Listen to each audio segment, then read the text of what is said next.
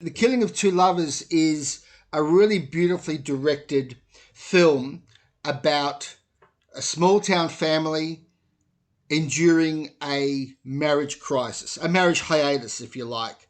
And it is such a beautifully directed film, and a film, I have to say, that is richer on repeat viewings. Can I just start by asking you, Robert, what sparked the idea to make this movie? Yeah, I mean, it was really motivated by a lot of people around me. I've been married for 20 years. And so many of my friends around me had been married for long periods of time, and their relationships were starting to, end or go through this turmoil. Specifically, friends of mine who had married at a younger age, got married 20, 23 kind of period where they were still young and discovering who they were. And it was really interesting to me to see two individuals start to grow in different ways. And I had never really thought about that in my own marriage. That like that growth occurs in the, like, you think like, oh, it's so awesome to get married young because you grow together, which is true. You do grow together. Like, you create all these memories that are together, but you also you're not fully developed, in who you are as a person. And I was really fascinated to watch how friends of mine were navigating that. Some were ending it, some were making it work. And at the heart of it was these children who they had, chosen to have, that were in the middle of it, that were another, contributing factor. And the friends of mine, the male friends of mine, I started to see those who really liked being a father, the kind of chaos and the turmoil and the kind of scrambling that was occurring as they started to grapple with the idea that they were not going to be there for breakfast, or that they weren't going to. And so I just wanted to kind of explore all these different kind of ideas. There have been a lot of films about troubled marriages. So, Robert, what does this film bring to the table that you think is new? Uh, I would say that I tried to get a little bit more at the honesty of this relationships and having children than I think I had experienced with some other films. Kramer versus Kramer, for example, was of course a reference film, and I watched and I enjoyed it in a way. And in another way, I didn't enjoy it because Dustin Hoffman's character sucks at being a dad. Like, he doesn't even know how to make a sandwich for his kid. And I was like, dude, that's embarrassing. Like, it's an embarrassing, like, that his journey was learning actually how to be a father in that movie. And it's a great film. I don't want to knock the film itself because it's great. It's a great piece of cinema. But as I looked at more and more of those films, there were a lot of these ideas of fathers learning how to be fathers as a result of separation. And I really wanted to explore more. One of the things, and many, but one was like, what happens if you actually defined part of who you were as a father? I mean, in David's life, if you were to meet him when he was 18 years old and ask him what he wanted to do with his life, it would have been stay in Kanosh, become a father, and own his own business. And those would have been the three things you would have met. And what's at risk is one of the life goals outside of high school. Your film certainly does redress a neglected issue, which is the importance of fathers to children in situations where marriages are breaking down. We did have the film Marriage Story. I think it was released at around the same time that your film was starting to appear at festivals, which I think also acknowledged that neglected area, that neglected theme of the importance of fathers. I'm very glad you mentioned Kramer versus Kramer because that film too, for whatever flaws you found in it, did acknowledge that, look, it's not just all mother, mother, mother. God bless them, but there's also another person involved in this relationship. Yeah, I mean, I would say, Marriage Story, another great movie that really grappled with marriage. I would say if David had been in Marriage Story, he would have moved to Los Angeles immediately. Robert, how would you describe your style of direction? Seeing the film a second time, it's almost as though there's no director. Like the camera happened to be there when this thing happened, which is intended as a compliment. That you don't actually sense any director. It's just so naturalistic. Yeah. I mean, for me, it's very important to collaborate with the actors. And I think that collaboration is most present when they're allowed to really act. And not that they aren't in other movies, but if you're doing 15, 20-second takes, you're getting at you're almost like piecing a puzzle together. And so you need to help the actor be consistent in that puzzle that you're putting together, in consistency in tone and approach. I really like, for me in cinema, the minute actions or the micro actions are as critical as the larger actions in a story narrative. So for example, in the sequence, say, where the daughter and David are in the car and he's finding out his daughter knows what's going on, for me to cut away to her would suggest that what is going on with him, how he's processing this information, is not as critical as her giving the information. But if I can put them kind of equally in the frame, and specifically David in the foreground, so that you're watching, like, there's a failure that's occurring here. What he had hoped to do is to continue to shield his daughter from this argument or this issue that him and his wife have been working out. And one, he's failed. And not only is he failed, but in her efforts towards allegiancy to her father, like, I have your back, I'm supporting you, she's giving information that is just crushing him. And the information itself is crushing him, and the information that the fact that his daughter has to deliver it, both those things are happening at the exact same time. And I don't know that cutting allows that, as opposed to allowing the actors to communicate that through their body language equally. Another scene in the film that illustrates what you've just said is the scene at the park with the skyrockets, where it's all one shot with a very, very carefully measured track-in, which is barely noticeable. But that scene shows the way Jess, having totally dismissed this event as being a complete bore and I don't want to be there, she kind of gets into it a little bit, as though she's actually letting her dad in. And then there's the confrontation between them, all captured in the one shot with all of those nuances that probably would have been not spoiled, but when you cut as an editor, I imagine that if you were to cut into that scene, you'd kind of dilute the naturalism of it a little bit by kind of emphasizing it. What do you reckon? Yeah, I mean, in situations like in scenes like that, for example, and maybe this is just my struggle as a director, who matters the most in that scene? How to rectify that answer? I don't have it. I don't know that Jess is more important, David is more important, or the boys are more important. So the reality is, it's like, then I'm just going to do it in a master, because somebody in the audience will be with Jess, and somebody in the audience is going to be experiencing what David's experiencing, because maybe that's occurred in their life.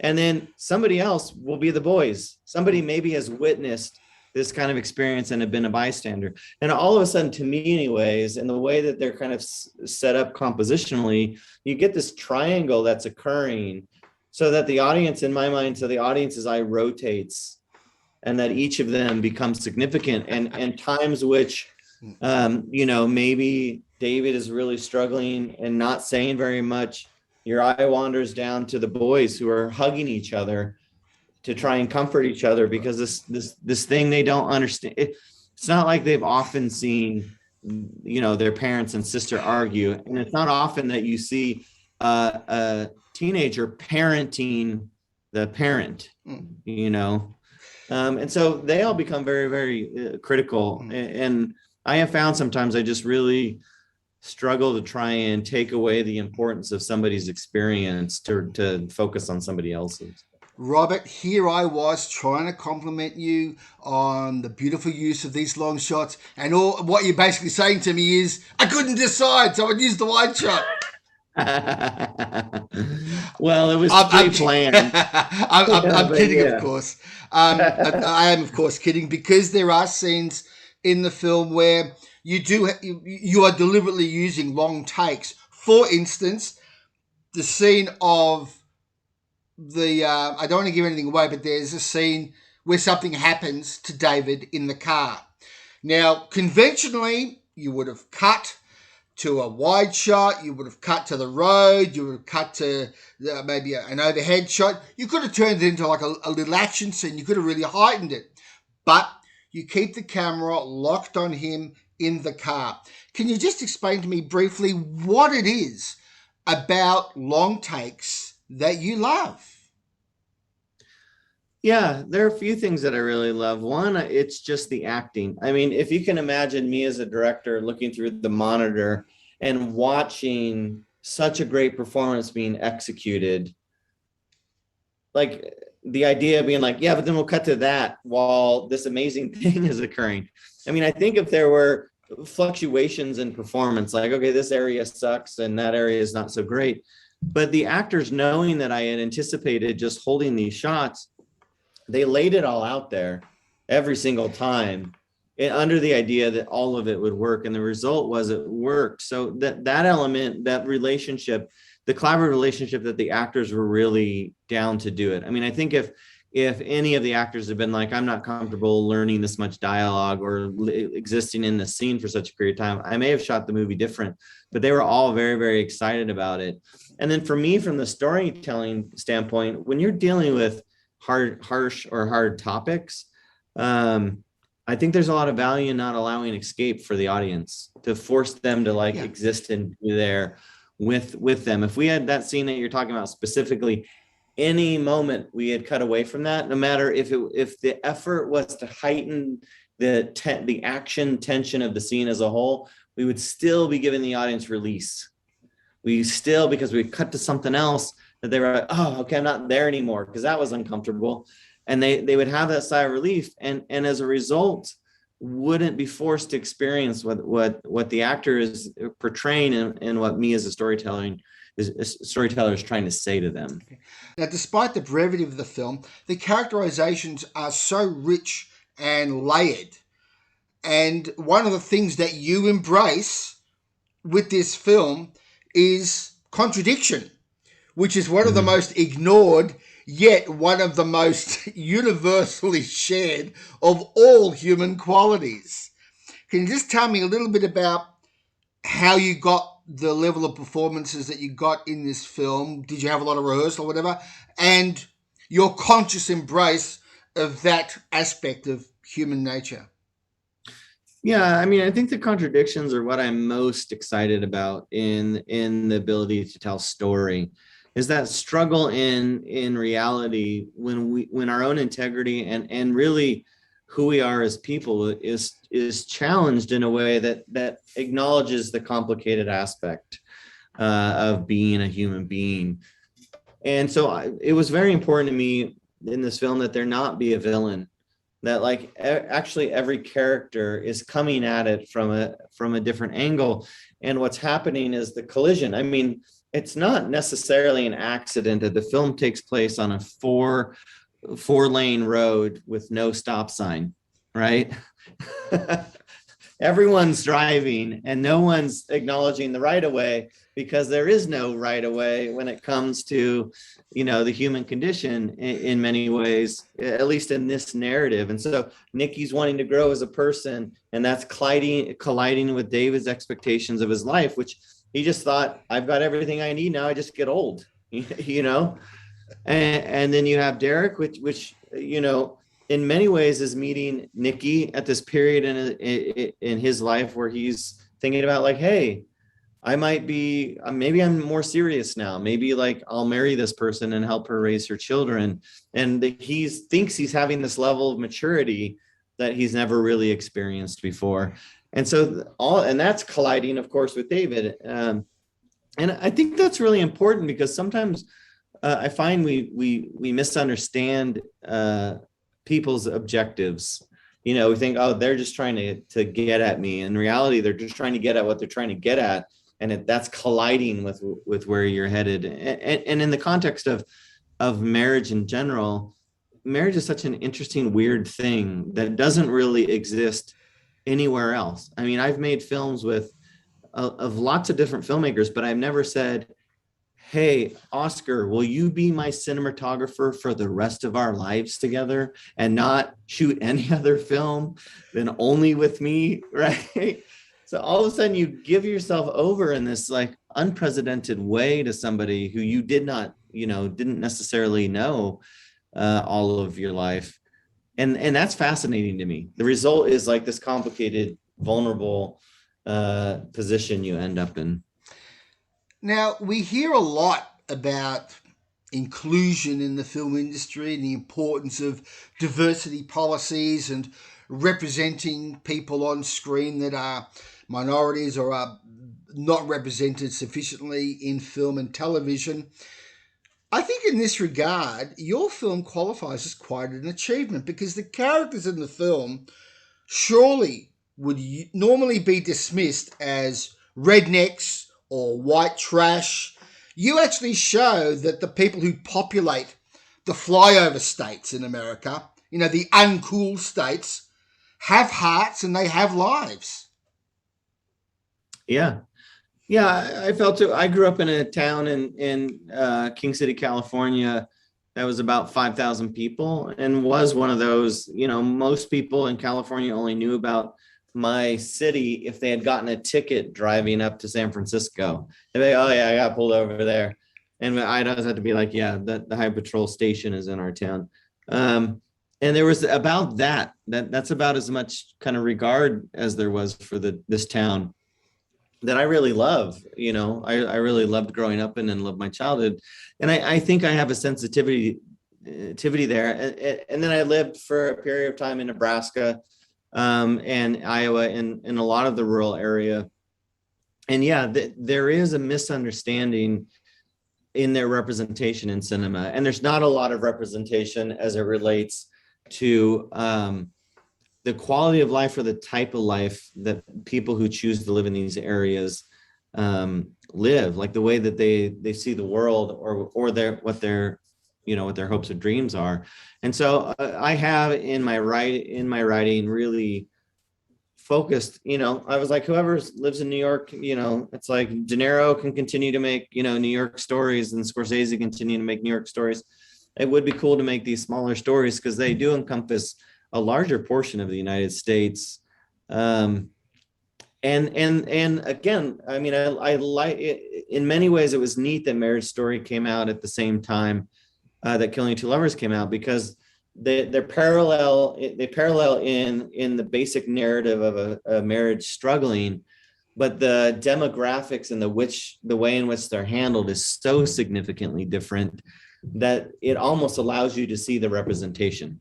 I say David and Nikki, neither one could write a $20,000 check, to a lawyer who would just, go after a marriage, nor do they know anybody to which they could write a $20,000 check to. The cinematography of the film is really just so evocative.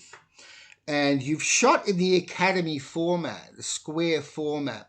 Can I ask why you did that? Yeah, there are a few reasons why I thought about it. One of it was that this was like the first kind of solo film that I was directing on my own, and it felt very much like the first time I had made a film. And I was like having a lot of that experience because I was used to having a collaborator who I'd talk to didn't. And this academy ratio started to think about it. The other was I was shooting at the time a lot of 4:5 black and white, large format.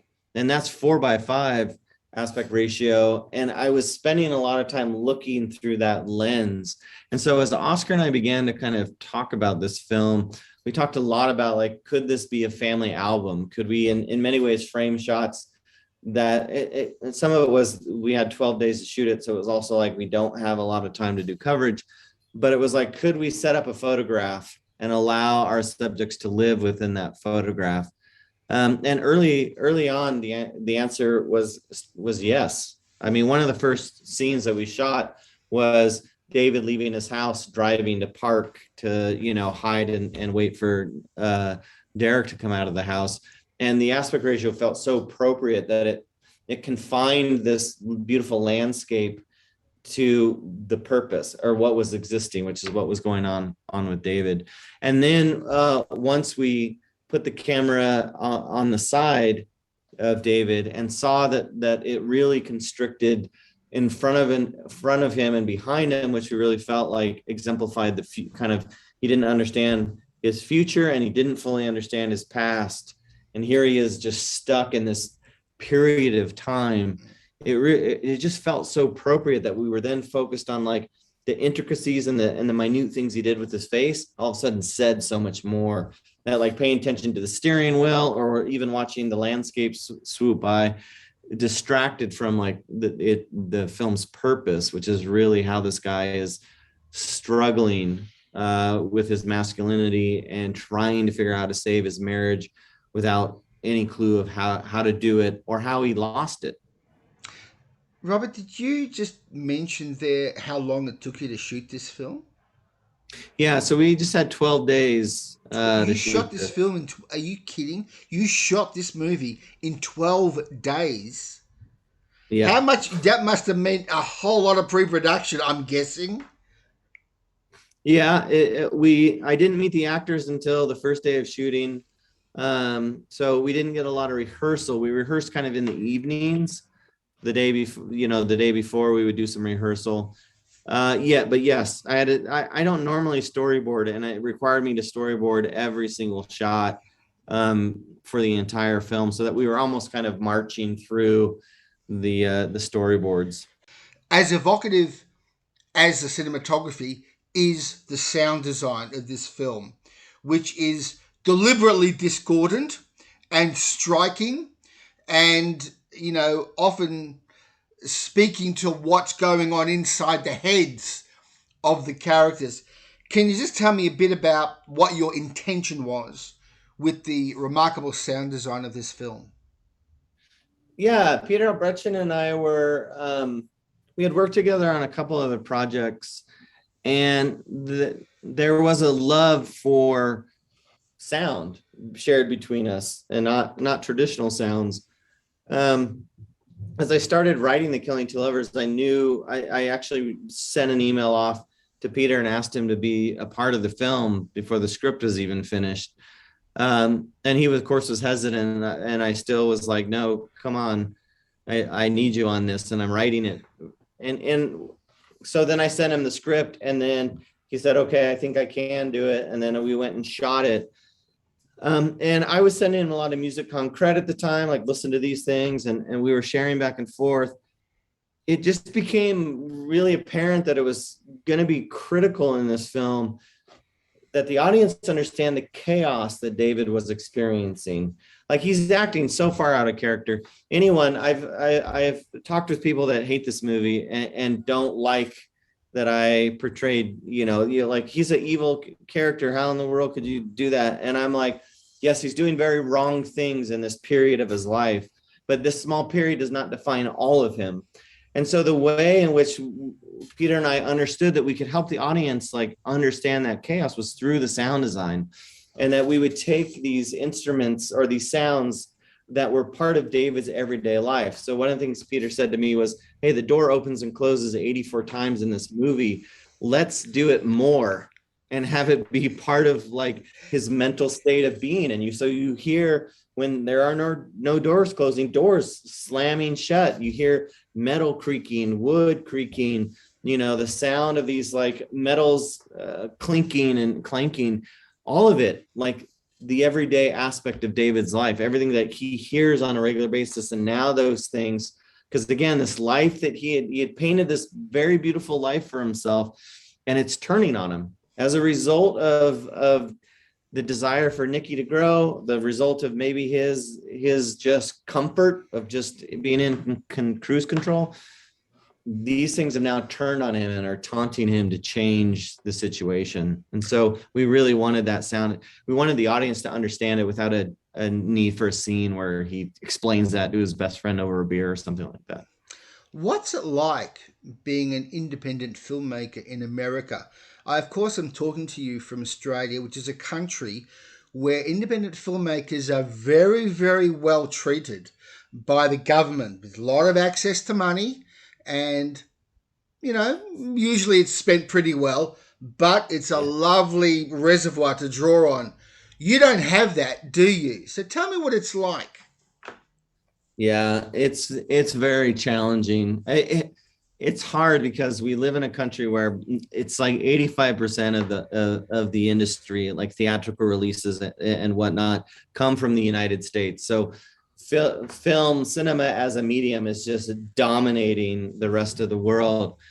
But as an independent filmmaker, there is very little resources, like such tiny amounts of money that you're really scraping by, and you really start to make these films out of the desire to make film. You're like, I want to make cinema, and you scrape it together. I mean, the first, I'll tell this story. The first short film I had at Sundance was called Charlie and the Rabbit, and there were two filmmakers from New Zealand, amazing human beings.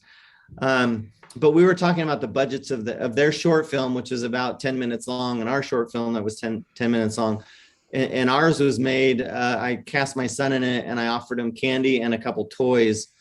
And they ended up having $120,000 to make the short film. And Peter Jackson's crew would come over on the weekends when they were not shooting the Lord of the Rings series. And I mean, their film's amazing. So I want to take nothing away from them.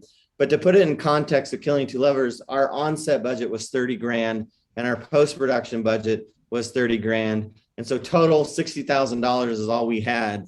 So my budget was still smaller than these guys from New Zealand's budget for a short film.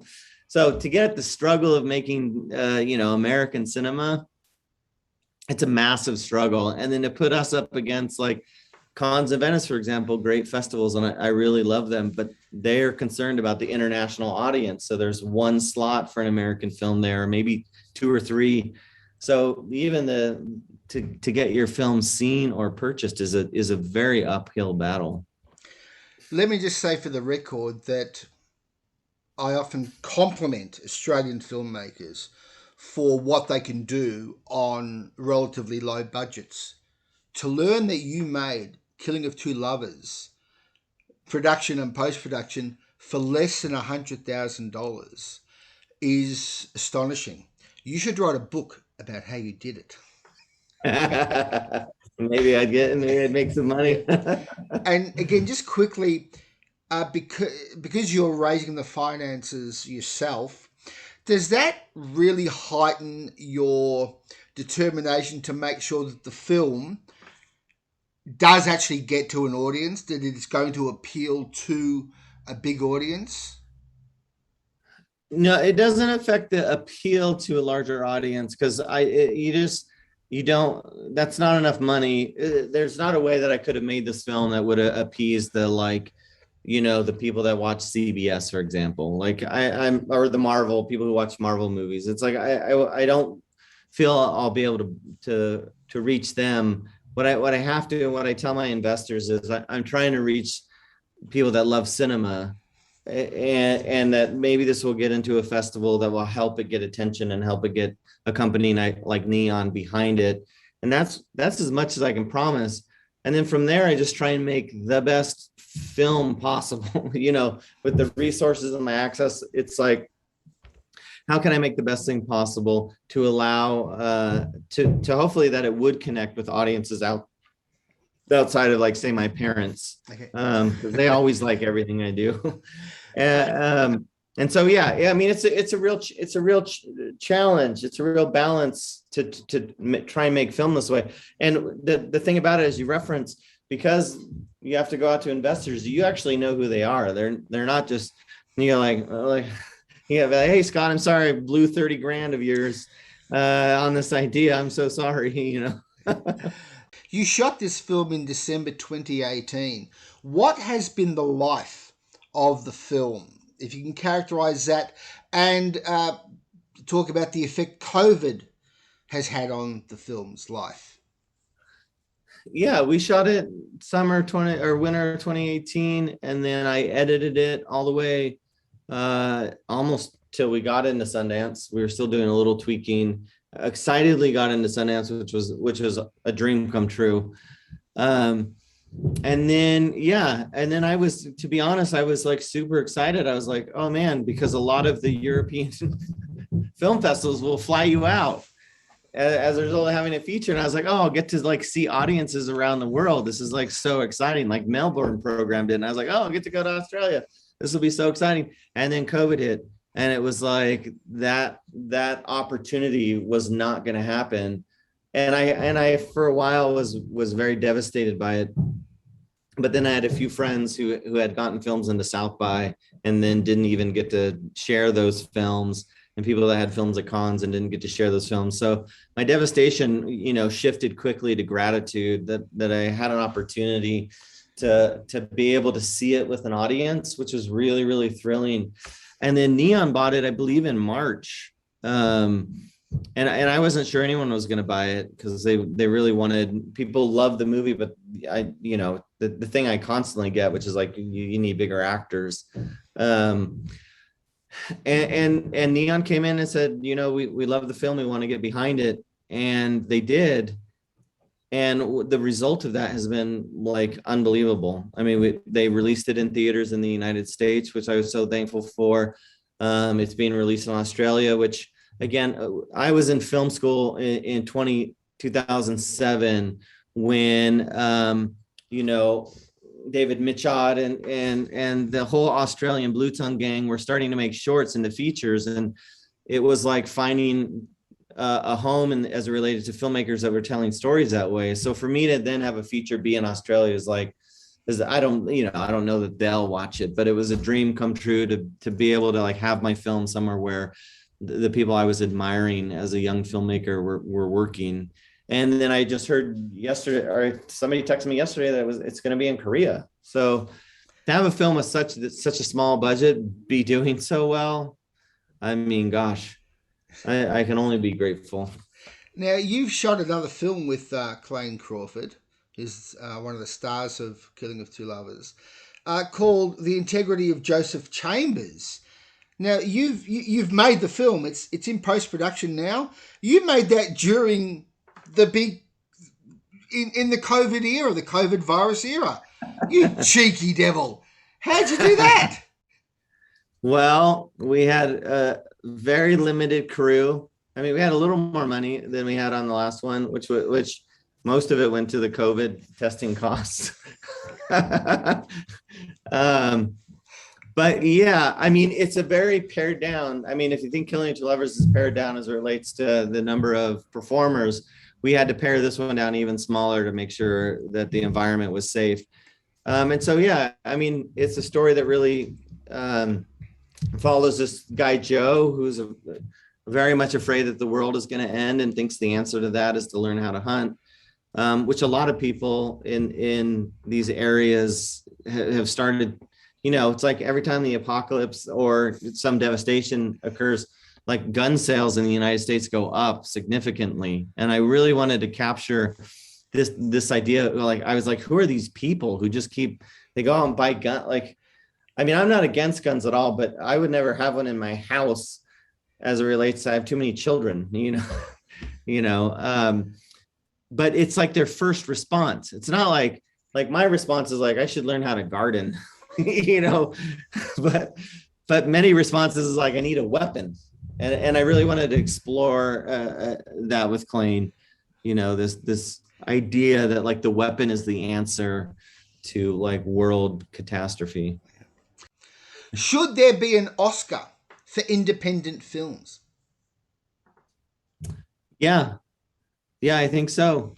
I mean, like we've talked about it. A friend of mine had a documentary that should have been considered, but when the campaigning is in the hundreds of thousands of dollars and in some cases millions of dollars, it's not possible. It's not reasonable for me to ask my, you know, anybody to put that money up for a film that they know what the budget is. And so as a result, really great films that I think an independent Oscar would be very valuable for don't get recognized and don't get attention. And the reality of it is the Oscars, as it relates to like directors and writers, I think with actors as well, but a lot of times the actors who win are acknowledged. But if we just take the last couple years and we look at Barry Jenkins and we look at Zoe Chow and the impact that winning the Oscar is going to have on their careers, that if they had an independent section that acknowledged these smaller films and that somebody in that section could win, like it would catapult their career. I mean, it would allow them to, it would open up doors. And it's also another way to just give a little nod to these films that are really like out of gut and grit getting made.